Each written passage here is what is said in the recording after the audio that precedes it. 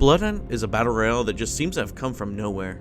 You can play solo or with a group of 2 other friends, and it's set in the Vampire the Masquerade tabletop role-playing game setting. So far there's 3 clans, each with 2 classes each, and each clan has their own theme. The Bloohunt are basically frontline fighters, Nosferatu are stealthy, and the Toreador have distraction abilities, and don't have to worry about using their powers as much around civilians. In the vampire setting, vampire clans fight for control over the city, but try not to break the masquerade, which is basically not letting normal people find out about vampires and such.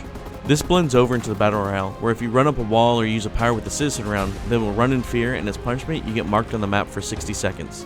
You also can't just murder people as a way of hiding what you are, like the tabletop game where you'd lose humanity. In the game, this also marks you for 60 seconds. Overall, I think it works pretty well, marking people, but it's pretty brutal to have it for a straight minute when you could be shooting a vampire that's trying to feed on somebody and that's why you get marked.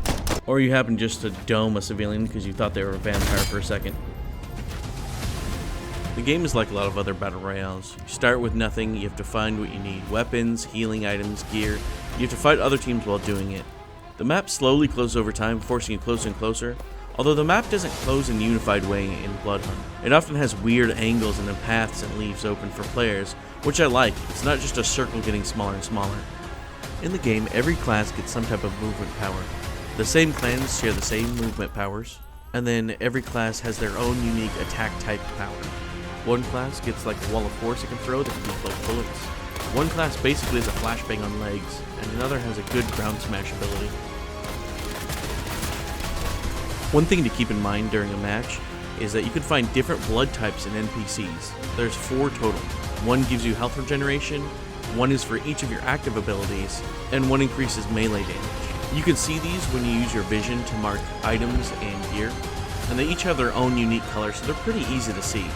You can only have 3 ranks in any blood type, and you can only have 3 total unless you eat other players' essence. Each rank also increases the bonus by a large amount.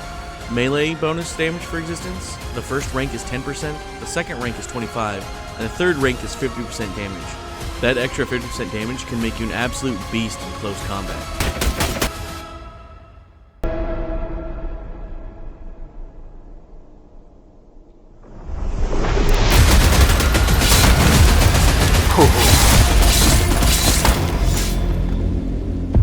Nice. To get more blood traits, you have to diablerize other players, knocking them down and finishing them off. You're vulnerable while you do this, but having the extra blood traits can really help you get a win. The most I've ever had is around 7 or 8. Being able to quickly regenerate health outside of combat without consuming items and having your skills go down much faster really gives you a big advantage. I really like how this works in game, as players are encouraged to go after each other instead of camping in different areas. Right now the game has a decent variety of weapons, from crossbows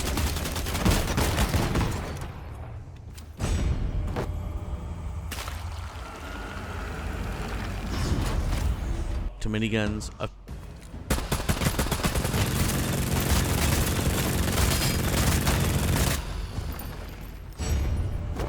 few World War II guns thrown in there as well, which can make for some interesting fights at times. There's armor you can grab, different blood types for healing, injection, and blood bags. I'd like to see more weapons though, as right now there only seems to be around 15 different weapons with 4 rarity types. I do like some of the weapon types that change up the game though from other battle royale games. Explosive crossbows, gas crossbows, dual pistols. Right now you can only equip 2 main weapons and a melee weapon.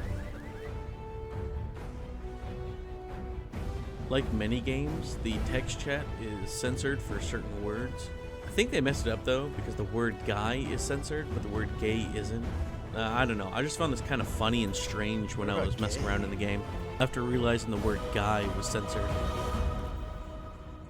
The game has a few problems. Some of the guns are just better than others. It's not even a playstyle choice. I'll always take a common SMG over a rare pump action. The pump shotgun just feels like it's an airsoft gun. I only had one glitch in the game where I got stuck and there's nothing I could do to free myself except for die. I also don't like that it takes a while to get back into a game after you've won or lost. For some reason, you always have to go back to the main hub at the end of a game, which is an extra loading screen I just don't need over a menu that would load instantly. Some of the classes also definitely don't feel balanced when you look at their powers. Of the 2 Nosferatu classes, the Saboteur turns mostly invisible when he ducks for a few seconds as his passive and gets a gas proximity bomb. The Prowler gets to see critically injured players as their passive, and gets a lame bat power that marks enemies in an area that's way too small. I think it's pretty good so far, and I look forward to whatever they're going to add. Like, could they please add the Gangrel clan? I don't know how you'd implement green beasts, but it'd be awesome. Or could we get Malkavians, who are basically insane people that have too much insight into things? Or instead of a area with lots of good loot being guarded with just dudes with guns, could we get like a werewolf guarding it instead? Either way, I'm looking forward to running up walls and slow-mo falling as I shoot people in the face.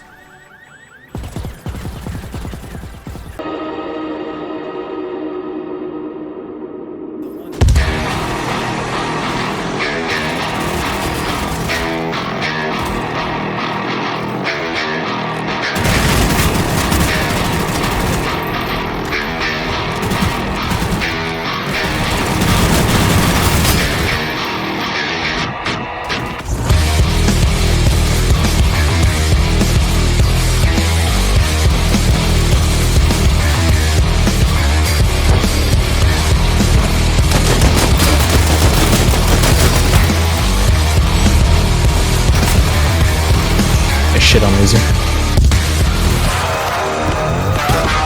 Oh, fuck. Nice.